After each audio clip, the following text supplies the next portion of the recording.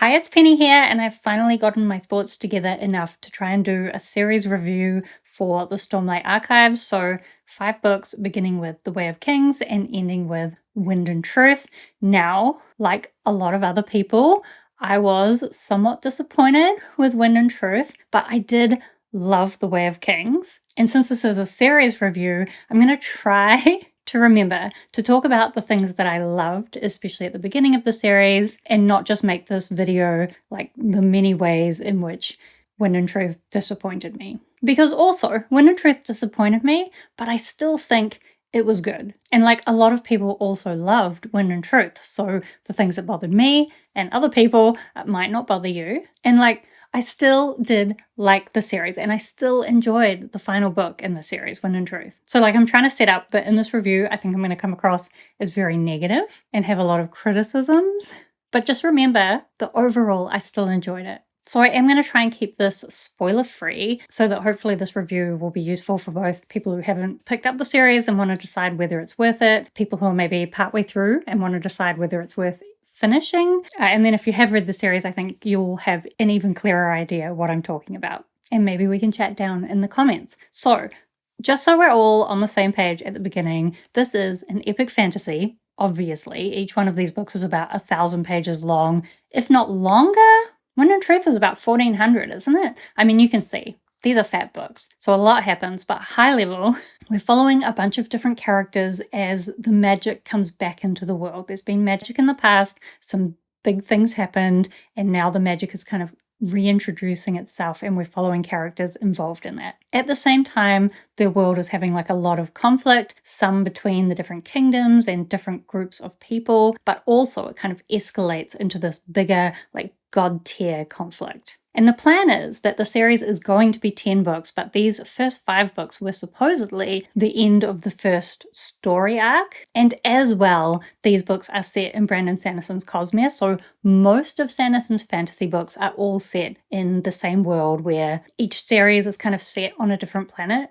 But especially as we get into the later books of the Stormlight Archives, we're getting a lot of references to other things that have happened on other planets. And it's becoming clearer and clearer that Sanderson has this bigger vision for the story of the Cosmere that Stormlight Archive is kind of feeding into. So to try and keep this review concise, am I failing at that already? Maybe. But to try and keep it concise and structured, I've split this into different areas. We're going to talk about world building, characters, plot, writing, themes, and just overall enjoyment. So starting with the world building, this is something that Brandon Sanderson is very well known for being really great at. A lot of people talk about his books in terms of his world building. And the Stormlight Archives is incredibly expansive, especially when you look at it in the context of the bigger Cosmere, which of course is even more expansive. And you can look at that as a good thing. Like, it's so expansive. If you want to like really get into a world and be able to explore it, you've not only got like 5,000, 6,000 pages worth of reading, you can also read all the other Cosmere books. You can also watch all of Sanderson's live shows where he often goes into further explanation of different aspects of the worlds. You've also got this massive fandom of people constantly discussing this world and possibilities within it. So there's a lot to really dig into. The other way of looking at it is that it does get quite convoluted and unfocused. And I think you could probably apply that kind of two-sided way of viewing things across all the areas that I'm going to look at for this series. Personally, I really love the expansiveness of it, while also being frustrated at the lack of focus in the later books. And I personally think that that expansion comes at a cost of a lack of depth. Specifically for the world building, I think in the earlier books, a lot of the things you're learning about the world, you do alongside the characters. You see them learning about the world or you see them interacting in the world, and that's how you learn the world building. Whereas in the later books, you're getting a lot more of characters stopping in the middle of the action to give you an overview of something. Or there's also several cases, especially in Wind and Truth, where really cool new things are introduced in the world and you've told them and then nothing happens with it. Like, it's an amazing, cool idea. And we got one chapter and that's it. When it's something, like, I'm thinking of one particular thing, but I know that there were lots of examples. But some of these things could have been whole books in themselves, but instead we just get this tiny mention and then we move on because there's too many things going on. And what I've also written in my notes, which I'm not sure that I completely stand by this statement, but what I've written in my notes is the Cosmere is an infection. So throughout the series, honestly, not very much in the first book, but more and more as we get through the series, there are so many random characters and things from Elantris, Mistborn, Warbreaker, Six of the Dusk, probably other ones that I've forgotten, or even things that I didn't pick up on, even though I did, in preparation for reading Wind and Truth, do a whole reread of the Cosmere. So I'd pretty much read every book in the Cosmere twice prior to reading Wind and Truth, and I don't think I picked up on everything, which again, you can look at as like, isn't that cool? There's so many Easter eggs. I can read these books again and again and pick up on more and more things. And sometimes I think even if you haven't read the relevant Cosmere references, sometimes it's fine.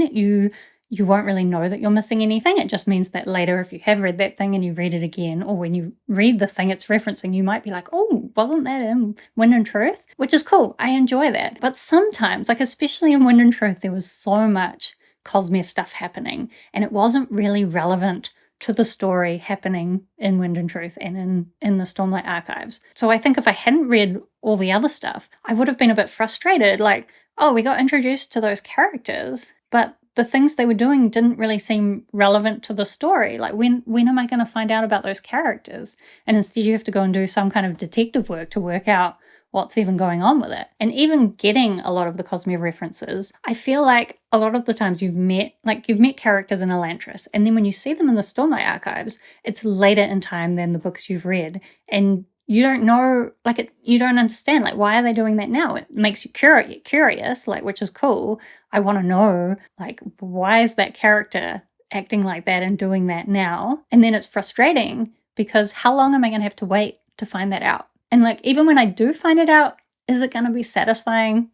Maybe we'll get to that more when we talk about plot. Anyway, I've ranted about the Cosmere enough. Like, honestly, I kind of think it's cool the way all his worlds are connected, but I'm also just a little bit annoyed about how convoluted and unfocused it makes the actual story that's being told in the Stormlight Archives. A lot of the time it just feels like a distraction. Before I move on to characters, I did also want to talk a little bit. I feel like I've already been talking too long. I wanted to try and make this concise. I'm probably failing. The magic system. So Brandon Sanderson, again, is really known for his hard magic systems. I feel like in the Stormlight Archives, it's a soft magic system, like masquerading as a hard magic system.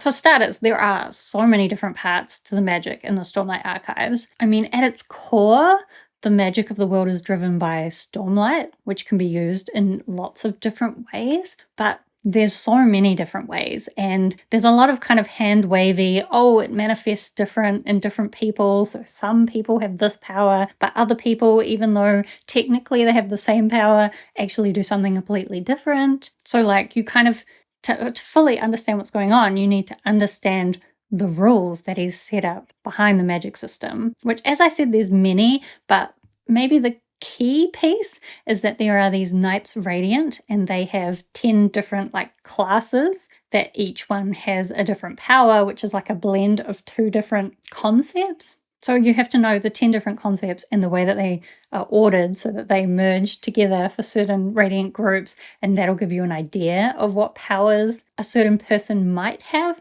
But as I said, it can be slightly different in different people. And then later in the series, there's people kind of breaking the rules in different ways. And again, it's really cool in that it's so expansive. Like, every book, he introduces a new element to the magic, or builds on the ideas of the magic to some degree, and it's impressive that he's able to do that for 5 books. However, some of the additions, especially in Wind and Truth, there is the wind element of the title. That thing, I feel like we should have had more hints about it earlier in the series. It just felt like it came out of nowhere. So some of his expansiveness feels like a logical addition to the world, and other things it feels like, oh, where did that come from?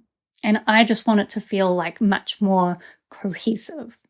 Okay, now let's move on to the characters. I personally think the strongest character journey within the series is in the first book. In the first book, we get Kaladin's story. We see him as kind of a young man training to be a doctor, who then becomes a soldier, who then becomes a slave, who then becomes one of these people learning about the magic of the world. None of that is really spoilers. A lot of it you learn right near the beginning, and then it's more about seeing how did he make each of those steps in his journey, like what was his motivations and his struggles. And once again, especially in the first book, the way that it dealt with like depression, even to the degree of like having suicidal thoughts, so trigger warnings for that, but it dealt with that so well in a way where it felt like it had so much emotional depth, but then it kind of just kept rehashing that same journey over and over. I know some people will definitely disagree with me on that. And again, maybe it's realistic for someone that's experiencing depression to be going through that same kind of cycle over and over again. But I think what really annoyed me is the first book is really dealing with it in such a sensitive, emotionally deep way. And in the end, it feels very surface level and just lacking depth. That's all I can say. Also, the cast of characters really expands through the series, which, like I said, that expansiveness can be really cool. It's cool seeing all these different characters acting and experiencing the world in different ways. But then, because we only have limited pages, even though this is 1,000,000 pages, it's still only a limited amount. And in the end, we didn't really get satisfactory conclusions to certain characters' arcs within these first 5 books. Now, maybe those characters' stories are going to be continued in books 6 to 10, but I still would have thought we would get some kind of satisfactory conclusion for certain characters within these books. I am thinking about doing a more spoiler-filled ramble. This is already rambly, but I am thinking about doing a more spoiler-filled ramble where I'll talk about maybe some of the characters that I thought didn't get satisfactory endings. But there were definitely characters who were main characters through the series and then just weren't really a part of the big final events, which then just made it feel like their parts of the story weren't important for the story. Although I think I should also say some of the things where I didn't feel like we got a satisfactory ending for the characters, I do think set up some really cool things for Stormlight 6. Like when I finished Wind and Truth, part of what I was excited for is like, wow, that's a cool situation. I'm looking forward to seeing what's going to happen with that. But then am I more excited for the idea of that than I was for what I actually got at the end of the series? Maybe. I think the summary with characters is if you love a lot of like really emotional depth to your characters, I think you're going to love the start of the series, but then maybe struggle with the end of the series. I'm trying to work out how to I think if you just love the characters for like the ideas of the characters, maybe you'll still love the end of the series. But if you really want that emotional depth, I feel like I'm coming off a bit snobbish, and there's definitely people that will disagree with me, but I just don't think the end of the series had that emotional depth. That's my opinion. Okay, let's talk about plot. Now, the main thing that people talk about when they talk about Sanderson's plots is they talk about the Sanderlanche. What I love about so many of his books is the way that he will place things, like often the beginning of his books are quite slow, but he will be placing things right in front of you. And it's only when you get to a certain part in the book and you suddenly see all those pieces and go, oh, I can't believe I didn't see what was happening until now. Because you've put it all there, and just suddenly at the end of the book, everything comes together in like this big epic conclusion. And it's kind of mind-blowing. Like there's Mistborn books that I think did that really well. And The Way of Kings, Words of Radiance definitely did that. The rest of the books, I don't know. He definitely did the thing where the end of the book, lots of things would happen, but it wasn't so much that thing where you could see everything had been placed. It was more like, surprise, lots of things are going to happen now. And like in the earlier books, I felt like the endings would feel like they were just tying everything together really well. And then in the later books, it's like the endings aren't really tying things together. They're just throwing a whole bunch more things at you.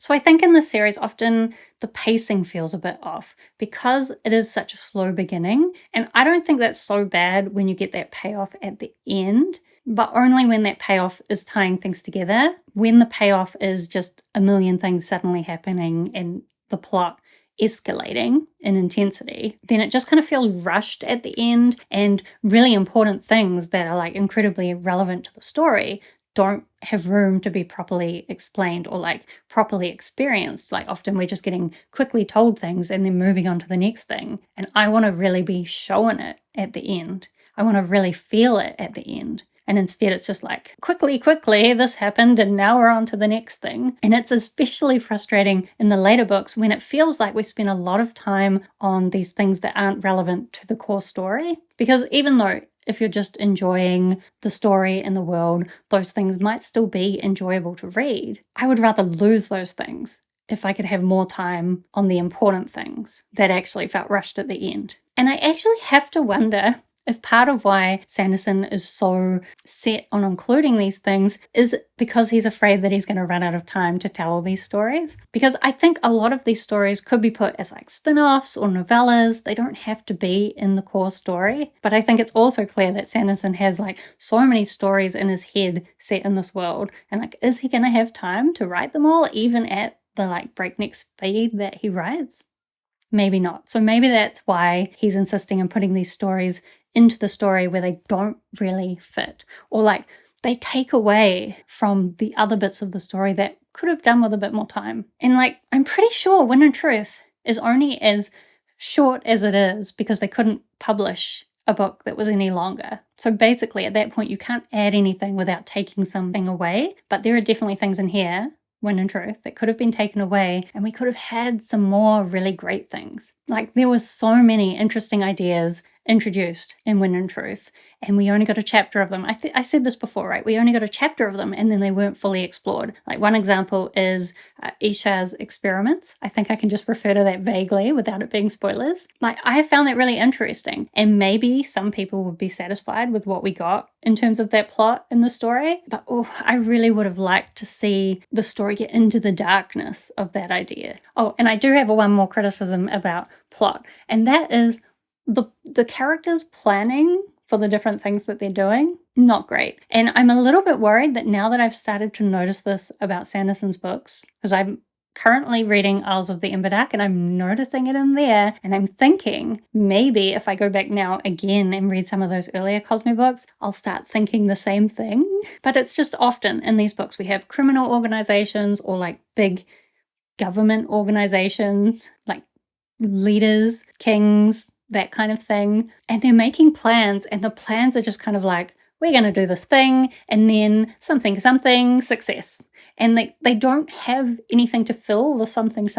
So, for example, Wind and Truth. At the end of Rhythm of War, they make basically this deal with the bad guy. And they're all like, hooray, we made the deal. And then only after like a day or so into Wind and Truth are they like, we actually need a plan to win.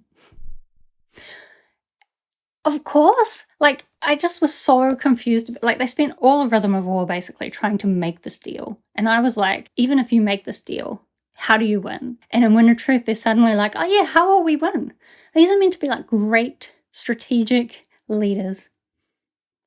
It doesn't make any sense to me. Also, all the time, one of our characters is doing like a lot of spying and infiltration. And I didn't mind it so much in the beginning where she was kind of a novice at that and learning about it. But once again, Wind and Truth, the one I'm always complaining about, there were times where they'd be like, let's just go and have a look and then we'll work out what we're going to do. And then when they get there, she'd be like, I'm just going to go in and see what happens. And of course, it always works out great. Or even when it's bad, it's convenient bad, because this is a book and that's how Brandon's planned it. But it frustrates me that these are supposed to be intelligent characters and then they're just constantly setting themselves up for failure. If this was not a book, so many of these plans would fail. Oh, I'm just looking at my notes. I will admit, even the end of Words and Radiance, so I'm trying to say the start of the series is always great and the end is not.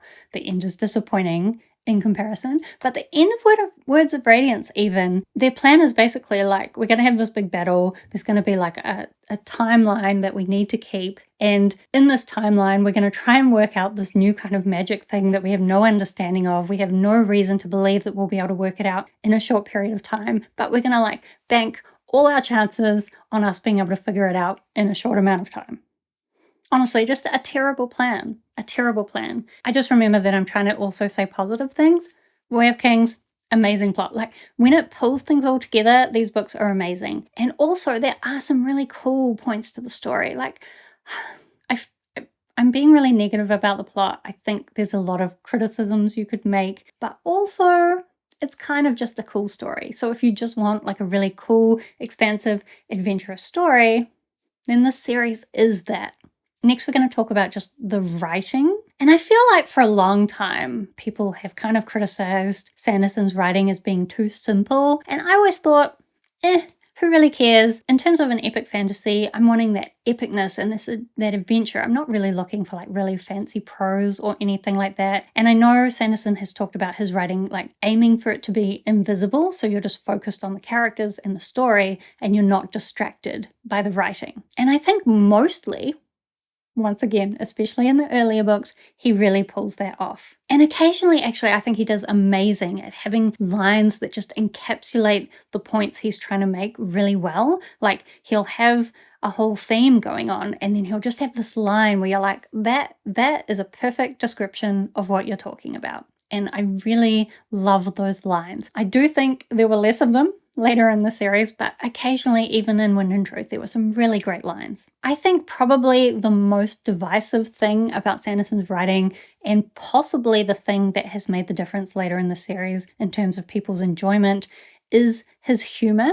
Now, of course, humor is always subjective, but in the past, not just in these earlier books, but also in some of the other Cosmere books, I've really enjoyed Sanderson's humor, but I do think the later books, we were getting more and more of it, and I can't help but wonder if that is because he had just come off or was like alongside it writing Mistborn Era 2. I have another series review for Mistborn Era 2, but the summary is I hated Mistborn Era 2 like more and more as the books went on, and the humor was a large part of that. Just because I think there's too much of it. I don't mind it when it's like a little bit of subtle humor every now and then that you can kind of be like, ha ha ha. But when it's like trying to be such a key element in the story, it just feels like a distraction. And actually, I will mention Elliot Brooks. She did a bunch of discussions about Wind and Truth on her like World Hoppers channel, which I'll link her in that channel down below. But what she was saying is that she thinks it's the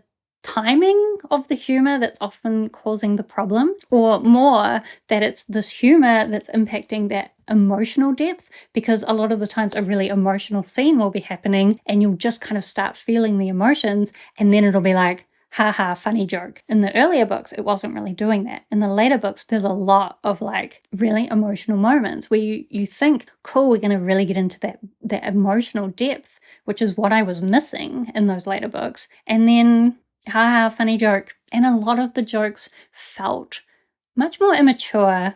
I don't know if it's true. Maybe on a reread I disagree with myself, but I didn't feel like the jokes in the earlier books or in the other books I've read before were so immature, but a lot of the jokes in the later books felt very immature and silly. And I get that maybe in the darkness of the world, Sanderson just wants to make some silly jokes. And honestly, sometimes I don't even mind silly jokes. I actually really enjoyed his Alcatraz versus the Evil Librarian series, which is all about silly jokes. Like, that is pretty much the whole content of that series. But I just didn't want it in my Stormlight Archives in the middle of my real emotional stories with these characters that I wanted to feel like they were real, and I couldn't when we were just being that ridiculous. But I don't think it's always just the humor that's taking away from the emotional impact. I definitely also noticed like there was one scene where a character walks into this room of like dead, mutilated bodies, right? Gory, awful, should feel really horrific and like gut-wrenching. And instead it just felt like very pedestrian. And I don't know what it was about the way that he wrote that scene that didn't convey the horror of it. Maybe it was just me. Maybe I'm just too stone-hearted. But I think in another author's hands, I probably would have felt it. Okay, then briefly, if I can manage it, I want to talk a little bit about the themes in this series. I will also link down below Library Unbounded.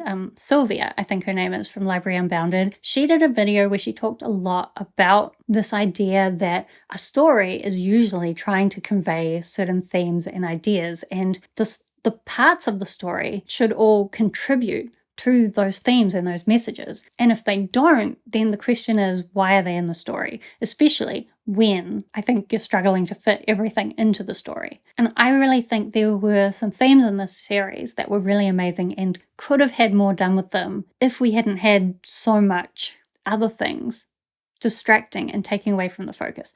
Definitely check out Sylvia's video because I think she's much more eloquent in how she talks about this. But this was one of the things that disappointed me in the series. There were just so many things that I felt like weren't relevant to what messages the beginning of the story seemed to be focusing on. So those were like mental health, especially with Kaladin's depression, but we also have Shalon is really struggling like with past trauma and like accepting the things that have happened to her. Dalinar also is really struggling with a lot of grief and I guess feeling responsible for things that have happened in the past. And then again, in the first book, maybe the second, maybe even the third, it seemed like a lot of the side characters' stories were supporting those same ideas, and so it all fit together really nicely. Or like another key theme in the beginning of the series is leadership and like what is the right way to lead? How do you really instigate change? And I really loved some of the ways that was explored